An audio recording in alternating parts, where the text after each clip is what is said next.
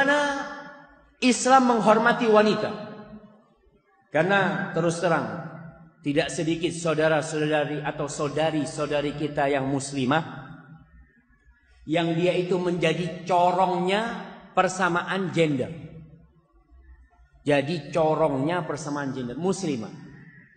Dia senantiasa menuntut bahwasanya laki sama perempuan harus sama. Allahu Akbar.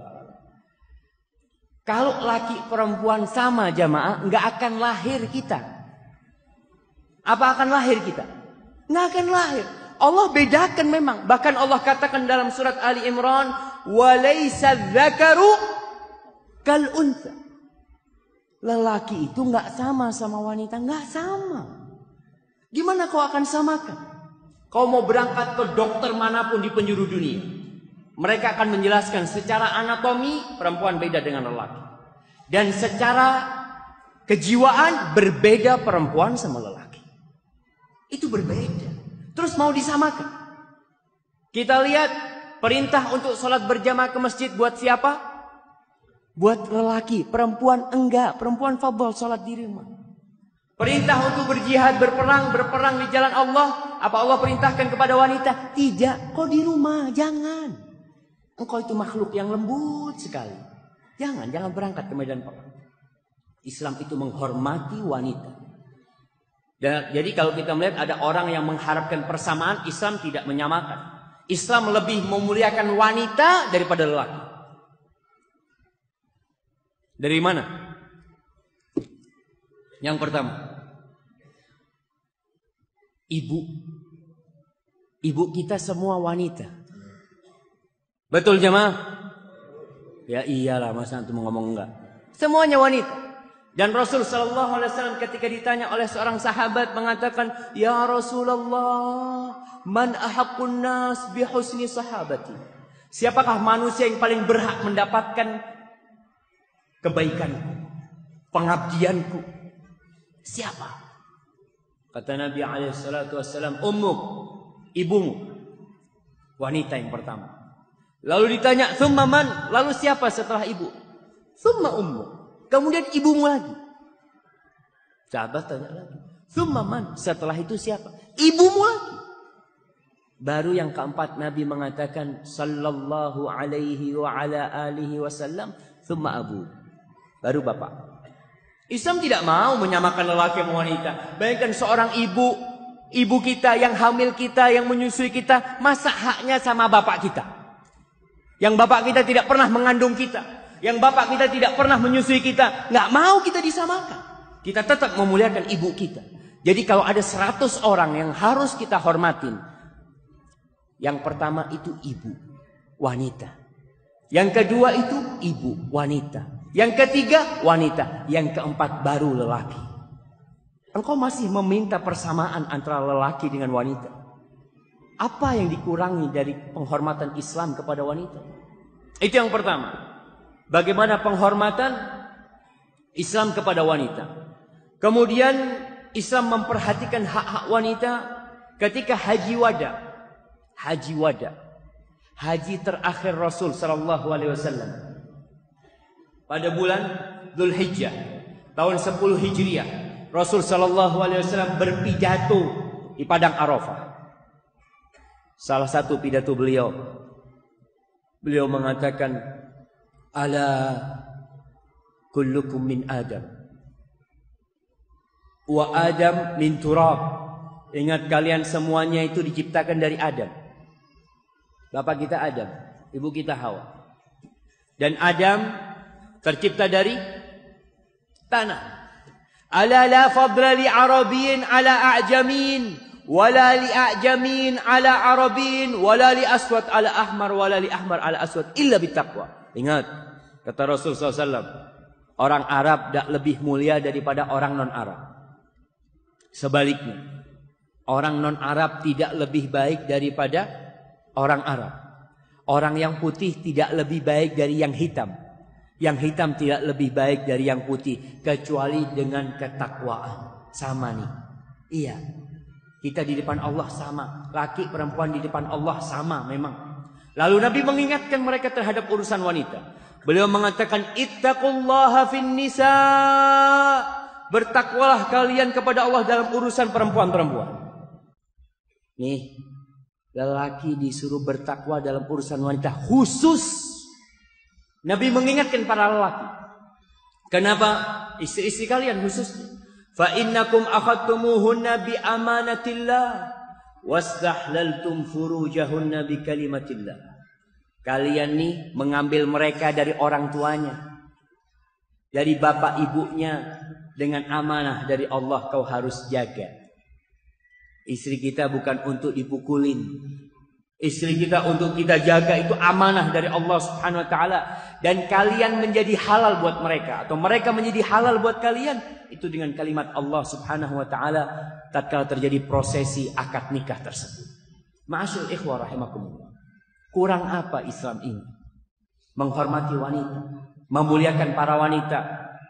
Di antara bentuk penghormatan Islam kepada wanita, wanita dilarang safar tanpa mahram.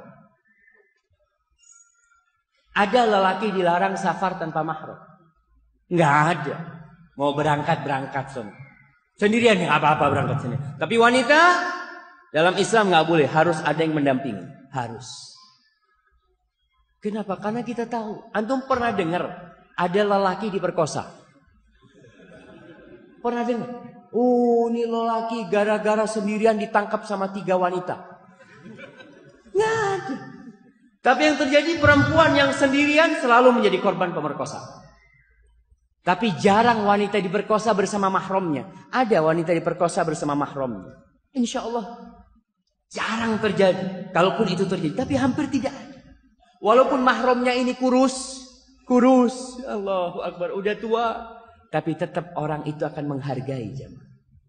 Ada gadis umpamanya umur 23 tahun bersama kakeknya yang umurnya sudah 65 tahun, naik bus, itu diem, orang-orang nggak ada yang ngodain. Tapi perempuan umur 35 tahun sendirian di bus pakai kerudung, masih dideketin sama lelaki hidung apa? Hidung belang. Saya pernah menyaksikan sendiri. Ketika kita ke Banyuwangi, naik bus biasa. Bus yang di dalamnya orang pada ngerokok apa macam-macam. Itu bus yang ada. Kita naik. Di depan saya ada perempuan pakai kerudung. Dia kerudung biasa. Kemudian di sebelah saya tuh ada lelaki. Ya dengan rokoknya, dengan apanya dia. Ketika perempuan ini naik duduk, lelaki ini pindah ke tempatnya itu cewek, itu akhwat.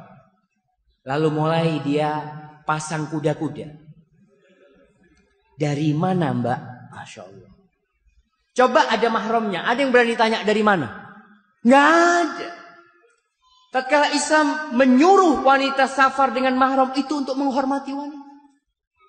Dan dalam urusan rumah tangga nih antum nih, jangan jadi jagoan di rumah. Kalau mau jadi jagoan di mana? Di luar. Rasul sallallahu alaihi wasallam beliau mengatakan, khairukum li ahli wa ana khairukum li ahli.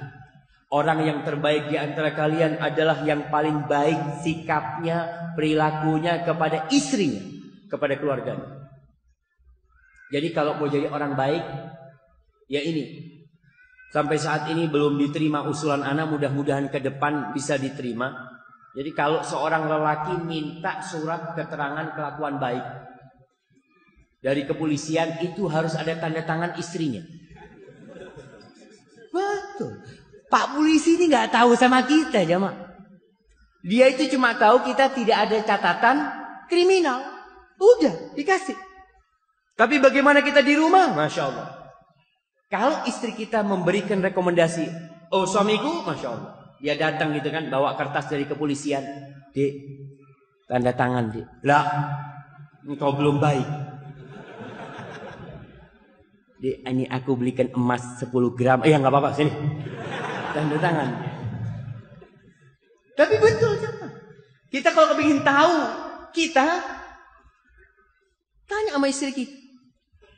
Kemudian orang yang paling tahu sama kita itu pembantu kita yang di rumah kita. Ana izin minum.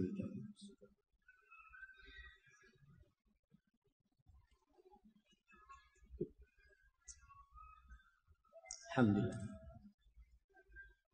Dan Nabi SAW mengatakan itu agar para lelaki tahu diri.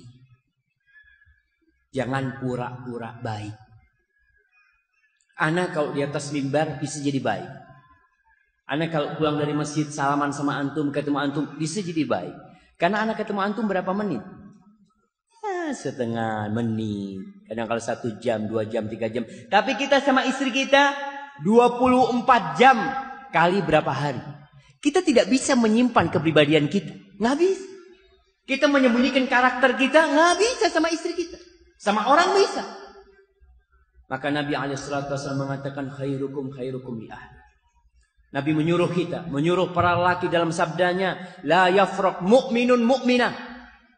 Tidak boleh seorang suami yang beriman membenci istrinya yang beriman. Nggak boleh. In kariha minha khuluqan radiya minha akhar.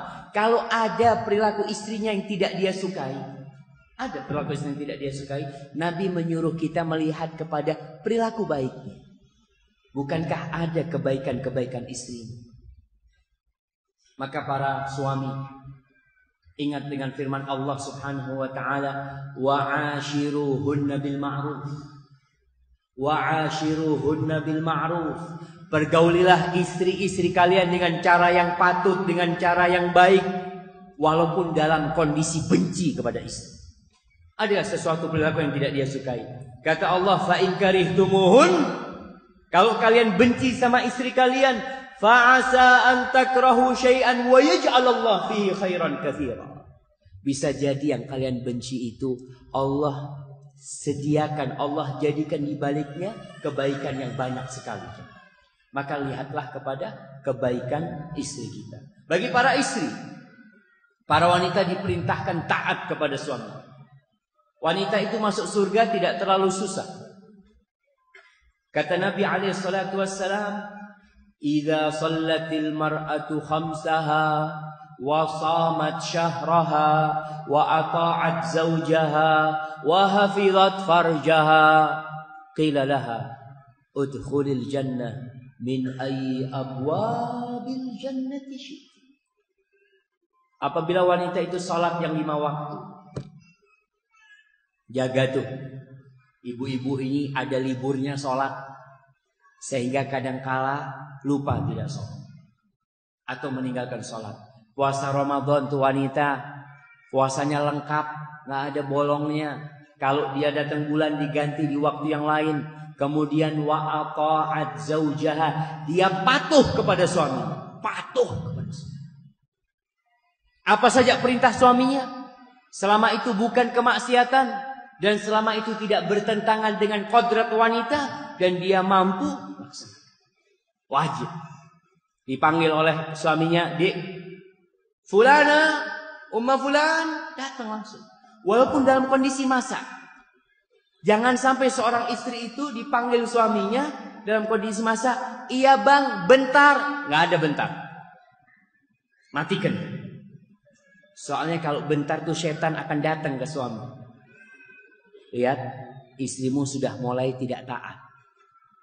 Mulai dirusak rumah tangga kita. Mati ibu-ibu, kompor.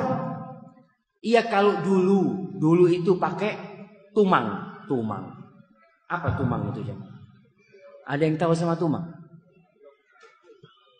Tungku. Nah, tungku kalau masak dulu kan pakai tungku, pakai apa? Pakai kayu bakar. Kalau mau matikan kan susah. Mau matikan ini apinya lagi susah. Tapi kalau sekarang, selesai sudah berangkat. Datangin suaminya. "Iya bang, siap bang.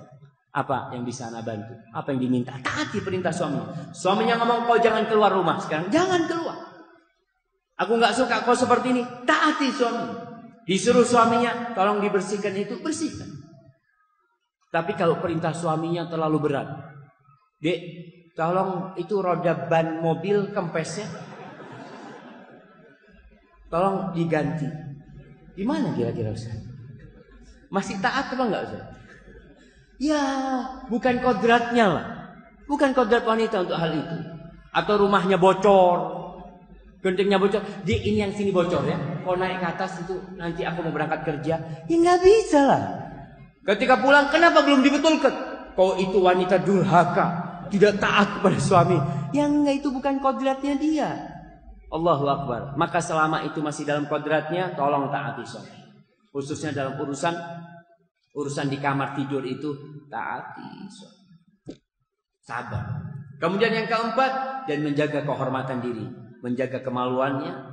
Maka wanita ini insya Allah akan dikatakan kepada dia, silahkan masuk surga. Kata Allah, kata Nabi SAW, silahkan masuk surga dari pintu mana saja yang kau mau. Jangan sampai seorang wanita karena dia tahu suaminya wajib berbuat baik sama dia, tapi dia lupa dengan kewajiban dia untuk berbuat baik kepada suami.